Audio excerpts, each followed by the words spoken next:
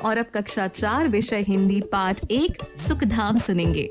Diet Jodhpur के निर्देशन में इस पाठ का लेखन किया गया है सरिता जी श्रीमाली जी द्वारा और समीक्षा की है डॉक्टर उषा जी छंगाड़ी व मजहर सुल्तान जई जी द्वारा।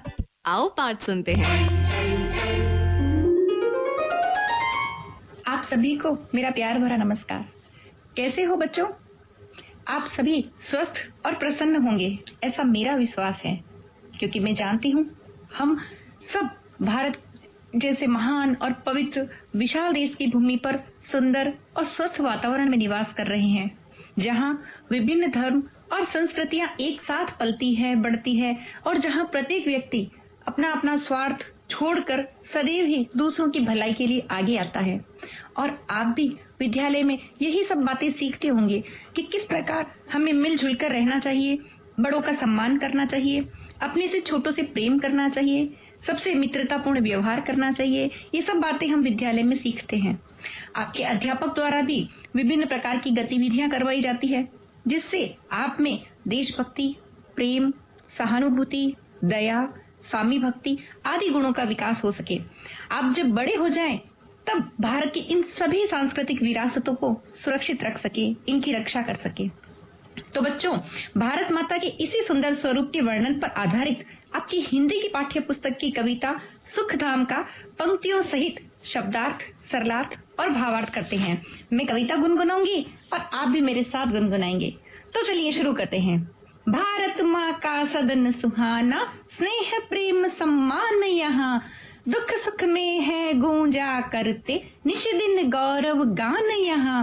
भेद नहीं है जाति धर्म का, भेद नहीं है जाति धर्म का, मानवता का मूल यहाँ। इसका आंगन सुंदर उपवन, इसका आंगन सुंदर उपवन, भांति भांति के फूल यहाँ। राम रहीम और ईसा से, राम रहीम और ईसा से मिला श्रेष्ठतम ज्ञान यहाँ। मंदिर मस्जिद और गिरिजा में, मंदिर मस्जिद और गिरिजा में सुलभ एक सा ध्यान यहाँ। सदा मित्र बन हाथ बढ़ाते, सदा मित्र बन हाथ बढ़ाते, नहीं बैर का नाम यहाँ। अपने हित से पहले करते, अपने हित से पहले करते, हम पर हित के काम यहाँ। भारत अपना स्वर्ग मनोहर, भारत अपना स्वर्ग मनोहर, कण कण भरा ललाम यहाँ। बहे नेह की निर्मल सरिता, बहे प्रेम की निर्मल सरिता, सबका है सुख धाम यहाँ, सबका है सुख धाम यहाँ। वाकई सुख धाम कहा जाए तो भारत जैसी भूमि को ही कहा जा सकता है। अब हम पुनः भावार्थ समझते हुए एक बार कुछ पंक्तियों को लेकर इसका भावार्थ समझते हैं। तो चलिए शुरू करते हैं। भारत माँ का सदन सुहाना, स्नेह प्रेम सम्मान यहाँ, दुख सुख में है गूंजा करते, निशि दिन गौरव गान यहाँ। तो प्यारे बच्चों, इन पंक्तियों में कवि यह बताना चाहते हैं कि यह भारत देश हमारी माँ के समान है। इसका सदन यानी कि इस भूमि रूपी घर में जहाँ हम निवास करते हैं वह अत्यंत ही सुहाना है। कहने का मतलब है कि यह भारत की धरती बहुत सुंदर है। और वह सुंदर क्यों कहलाती है? क्योंकि यहाँ पर लोग आपस में प्रेम से मिलजुल कर स्नेह के साथ रहते हैं, बड़ों का सम्मान करते हैं और बच्चों से प्यार करते हैं। इसके साथ ही यदि किसी कारणवश जीवन में दुख या कोई कठिनाई आ जाती है तो उसका हल निकालने के लिए हम सब मिलकर प्रयास करते हैं, एक दूसरे की मदद करते हैं। मुश्किल चाहे कितनी भी बड़ी क्यों न हो, अपनी समझ और सूझबूझ से इसका हल निकाल ही लेते हैं। तो प्यारे विद्यार्थियों, सुख के समय ये जो भी भारत में रहने वाले निवासी हैं उनके लिए है कि जो भारत भूमि पर जन्म लेते हैं वो सुख के समय एक साथ मिलकर रात दिन भारत माँ की गौरव का गान करते हैं। कहने का तात्पर्य है कि दुख में दुखी न होकर परेशानी का हल निकाल लेते हैं। और जब सुख आता है, सुख के घमंड में चूर नहीं होते, बल्कि भारत देश की मान और मर्यादा का ध्यान रखते हुए, ख्याल रखते हुए सदैव हम इसके गीतों को, इनके गुणों को गुनगुनाते रहते हैं। बच्चों, मैंने आपको अभी इन पंक्तियों का भावार्थ समझाया। इसमें आए स्नेह प्रेम, सुख दुख, निशि दिन आदि जो शब्द हैं, इनमें और शब्द का प्रयोग नहीं किया गया है। इनके और की जगह एक आड़ी रेखा का प्रयोग किया गया है। इस रेखा को योजक चिन्ह कहते हैं। इस प्रकार के शब्द इस कविता में आगे भी आएंगे, उन्हें समझें और अपनी उत्तर पुस्तिका में लिखने का प्रयास करें। चलिए बच्चों, अब हम कविता की आगे की पंक्तियां सुनते हैं और भारत देश की विशेषताओं का हम सब मिलकर गुणगान करते हैं। नहीं भेद है जाति धर्म का, नहीं भेद है जाति धर्म का, मानवता का मूल यहाँ, इसका आंगन सुंदर उपवन, इसका आंगन सुंदर उपवन, भांति भांति के फूल यहाँ। प्यारे बच्चों, इन पंक्तियों में यह बताया गया है कि भारत देश में, इस सुंदर मातृभूमि में, इस वीर मातृभूमि में जाति और धर्म के आधार पर किसी भी व्यक्ति के साथ किसी प्रकार का भेदभाव नहीं किया जाता। सभी व्यक्तियों को प्रेम से रहना सिखाया जाता है। मानव होने के नाते हमारा यह धर्म है कि हम जाति, धर्म, ऊंच नीच आदि इन सभी भावनाओं को अपने जीवन में आने ही ना दे। सबके साथ हम अच्छा व्यवहार करें, मिलजुल कर रहें। मानवता का यह पाठ हमें हमारे भारत जैसे पावन देश की भूमि पर ही सीखने को मिल सकता है। और मानवता की इसी भावना के कारण यहाँ की धरती एक सुंदर बगीचे की तरह दिखती है, जिसमें कि अलग अलग रंग बिरंगे फूल खिले रहते हैं और वो फूल अपनी खुशबू से पूरे बगीचे को महका देते हैं। इसी प्रकार हमारे देश में विभिन्न जाति धर्म के लोग मिलजुल कर रहते हैं। अपने अपने रीति रिवाजों से और त्योहारों से वो इस देश की बगिया को बहुत सुंदर बना देते हैं। तो हिंदी से प्रीति रखने वाले प्यारे बच्चों, आपने इन पंक्तियों में सुंदर उपवन शब्द सुना और पढ़ा भी होगा।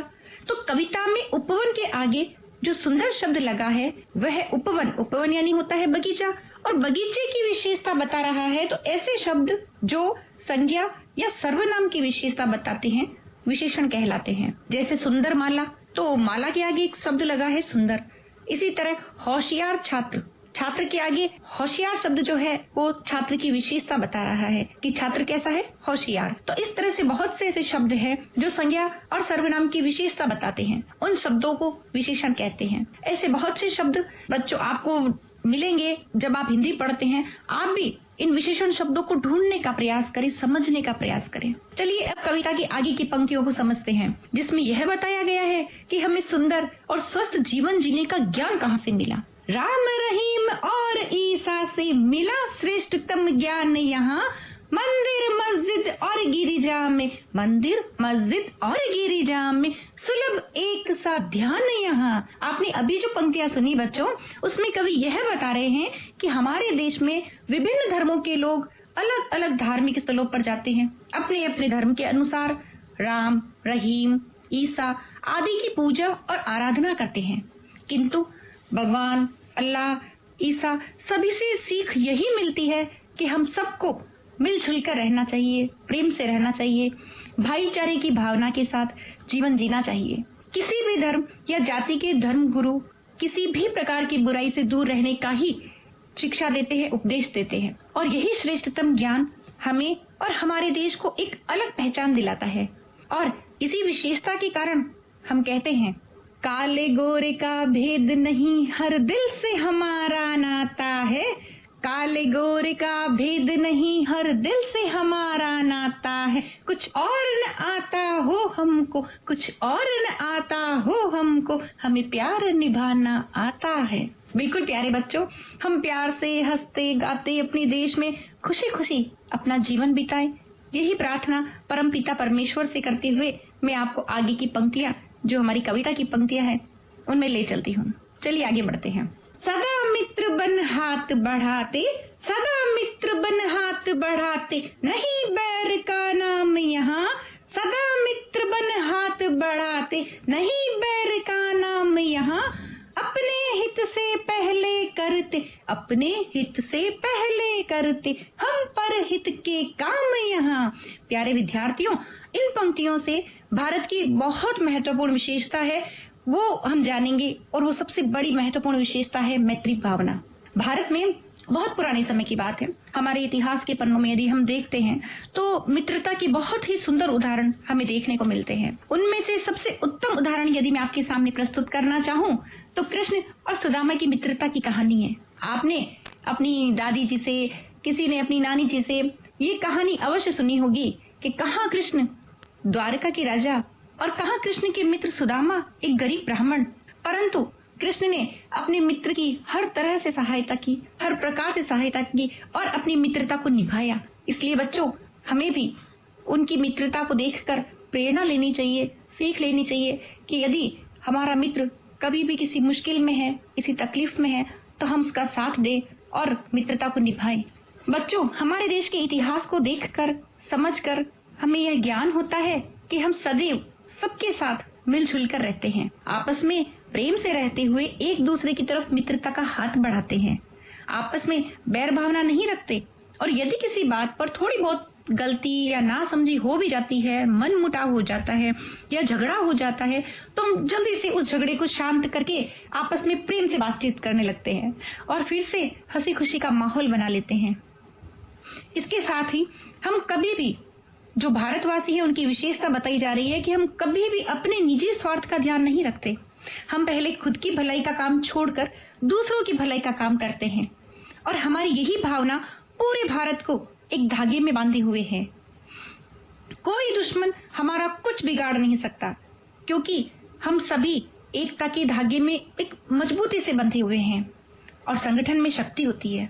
ये तो आप सभी जानते हैं कि जब तक हम आपस में मिलजुल कर एक दूसरे की तकलीफ को दूर करने का प्रयास करेंगे, तब तक हमारा आपसी प्रेम बना रहेगा और ये भारत देश निरंतर अपना विकास करता रहेगा। तो चलो बच्चों, अब हम आगे की और पंक्तियों को गुनगुनाते हैं और आनंद के रस में सराबोर हो जाते हैं। भारत अपना स्वर्ग मनोहर, भारत अपना स्वर्ग मनोहर, कण कण भरा ललाम यहाँ, बहे नेह की निर्मल सरिता, बहे नेह की निर्मल सरिता, सबका है सुख धाम यहाँ, सबका है सुख धाम यहाँ। इन पंक्तियों के माध्यम से यह बताया गया है कि यह जो हमारा भारत है वह मनोहर है, अर्थात मन को हरने वाला है, एक स्वर्ग के समान है। जिस प्रकार स्वर्ग में सब कुछ मन को हरने वाली वस्तुओं का वर्णन होता है, हम अपनी धार्मिक पुस्तकों में पढ़ते भी हैं, हम सुनते भी हैं, उसी प्रकार हमारे भारत की भूमि पर अनेक विविधता और सुंदरता देखने को मिलती है। इसके कण कण में सुंदरता बिखरी हुई है। तभी तो कहा जाता है, जहाँ डाल डाल पर सोने की चिड़िया करती है बसेरा, वो भारत देश है मेरा, वो भारत देश है मेरा, वो भारत देश है मेरा, वो भारत देश है मेरा। तो बच्चों, सोने की चिड़िया कहलाने वाले इस देश की सुंदरता का हम जितना गुणगान करें उतना ही कम है। इस भारत माता की निर्मल धरती पर नित्य ही प्रेम की नदी बहती रहती है और प्रेम की इसी सरिता अर्थात नदी में सभी देशवासी अपना जीवन बिता रहे हैं। भारत जैसे सुंदर, शांत और महान देश जैसा रहने के लिए सुख का स्थान संपूर्ण विश्व में कहीं नहीं है। तभी तो इस कविता में भी कवि ने कहा है, सबका है सुख धाम यहाँ। तो आओ बच्चों, हम अपनी इस मातृभूमि के चरणों में वंदन करें। इसकी सभ्यता और संस्कृति की विशेषताएं संपूर्ण विश्व में अपनी एक अलग पहचान बनाए हुए हैं। इसलिए खुद पर गर्व करें कि हमने भारत जैसी पुण्य भूमि पर जन्म लिया है। हम कितने सौभाग्यशाली हैं और ये हमारा सौभाग्य है कि हमें सदैव सत्पुरुषों की प्रेरणा मिली है और ज्ञान से जीवन जीने की कला और एक तरीका भी। हम सबको हमारे विद्यालय परिवार द्वारा भी यही सब बातें सिखाई और समझाई जाती है। तो बच्चों, हमें भारत की इन सभी विशेषताओं का ध्यान रखते हुए अपने देश की रक्षा का संकल्प लेना चाहिए। प्यारे विद्यार्थियों, यह तो हुई हमारे इस कविता की सरलार्थ की और भावार्थ की बात। अब हम कविता में आए हुए कठिन शब्द, प्रश्नोत्तर, व्याकरण से संबंधित कुछ प्रसंग आदि पर जानकारी प्राप्त कर लेते हैं। साथ ही कुछ कुछ शब्द ऐसे हैं जिनका कि उच्चारण करना सामान्यतः थोड़ा कठिन होता है, उनकी भी हम चर्चा करेंगे। तो बच्चों, शब्द अर्थ की जानकारी के लिए सबसे पहले उन शब्दों को जानते हैं। कविता की पंक्ति में निशी शब्द आया है। आपने ध्यान दिया होगा, मैंने एक शब्द बोला निशी।